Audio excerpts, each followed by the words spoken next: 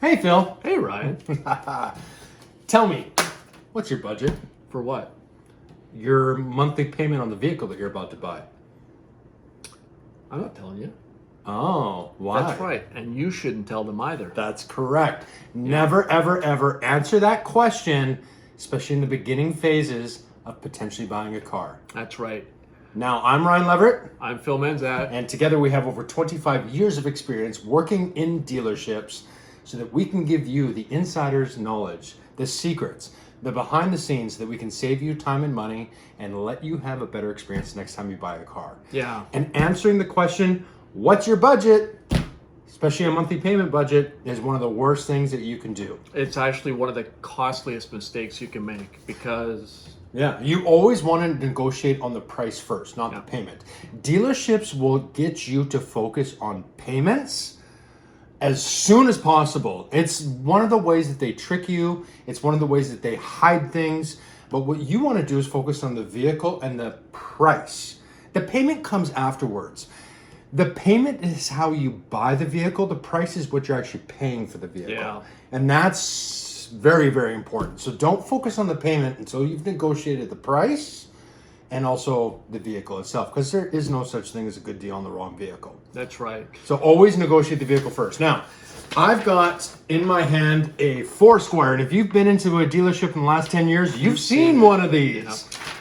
In fact, I think when I sold you your truck, we even did one of these, because it's formality in most dealerships. But the whole idea with a Foursquare is to keep things as simple as possible. You've got basically the dealership information, the customer information, the vehicle information.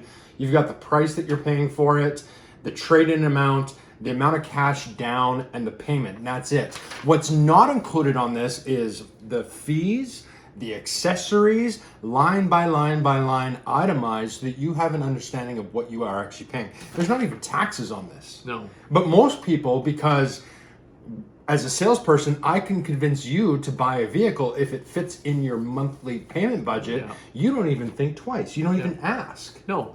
And there's two major problems with it is, number one, what else is included in that monthly payment you're doing? And this is where there can be a protection package that you don't need.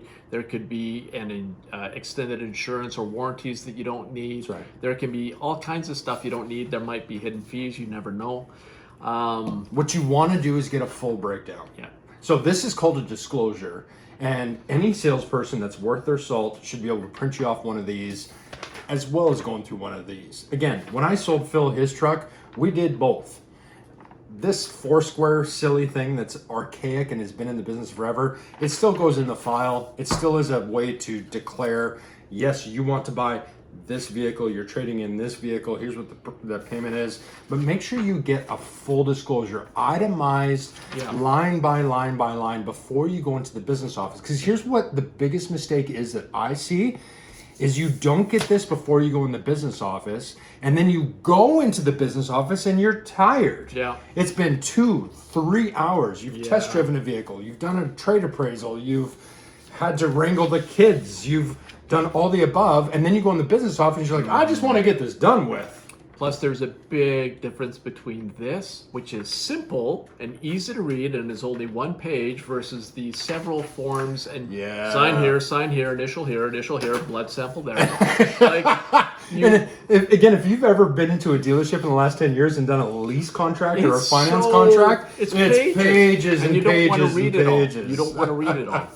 But you should. But there's another reason why, though, too, is that the biggest thing I see when people go, well, what's your monthly budget? They say, well, actually, I have, say, $500 every 2 weeks, or say you got $800 a month.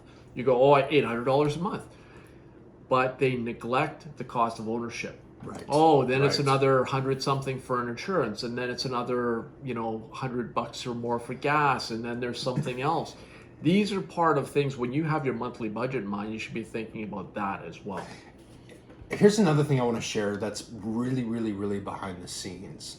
As a salesperson working in a dealership, I have you come in that wants to buy a vehicle.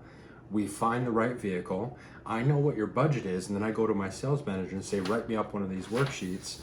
And I tell the sales manager, who naturally asks, well, what's Phil's budget? And Phil says, well, $400 biweekly. Perfect. That vehicle will fit. I, as a salesperson, don't even know what's included in that. The sales manager or the business manager might be hiding a whole bunch of stuff that I don't even know as a salesperson. So as much as we tell you to go and find a salesperson that you know, like, and trust, you also need to make sure that you're doing your due diligence, that you are savvy, and that you're getting a full disclosure so that you understand before you go into the business office exactly what that payment includes. Now, there is an exception to the rule, and that is, there's a reason why dealerships sometimes lead with this question. What's your budget? Because a lot of times customers will come in and they will shop for vehicles that just simply aren't in their budget. Yeah. I had a customer last week that was looking for, and they were wanting to pay cash, which is easier. And they were wanting to pay $20,000 and they were looking at a $25,000 vehicle. And I'm thinking, why did you start $5,000 above your budget?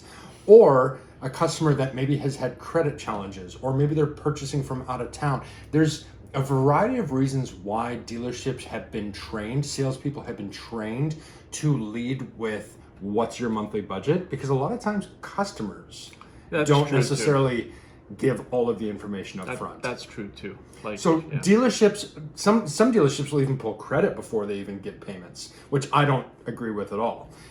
The payment is how you buy the vehicle. The price, though, is what the vehicle is actually worth. So please make sure that you focus first and foremost on the vehicle and on the price. Do not let a salesperson convince you to lead with payments. That's right. It can be a really costly error, and that's probably one of the biggest ones where you wind up trading in your vehicle and you're backwards on it, you're underwater so far you need a scuba gear, and then you're wondering why. And a lot of times it's like there's so much stuff that's hidden in there, and it's not that they're like creating false fees. There is that possibility, but it's more like, well, I didn't realize I had a protection package that was $3,000. They're not cheap. And sometimes you want that protection package, but you should know that up front. Exactly. That's the point. Yeah. That's the point. Make sure you get that full disclosure line by line by line so that you know exactly what you're paying for. We've talked about this in previous videos. Make sure that you negotiate the all-in price on the vehicle that you want before you even go to payments, let alone get an itemized breakdown of what all is included in that payment. That's right. And there might be things that you do want and that you do need, like protection packages, like extended warranties, but make sure that you know what you're purchasing up front. Yeah. Don't just so that's why you just don't go off the payment alone. That's right. Yeah. Like, share, and subscribe, and we'll see you again for more content. Take care.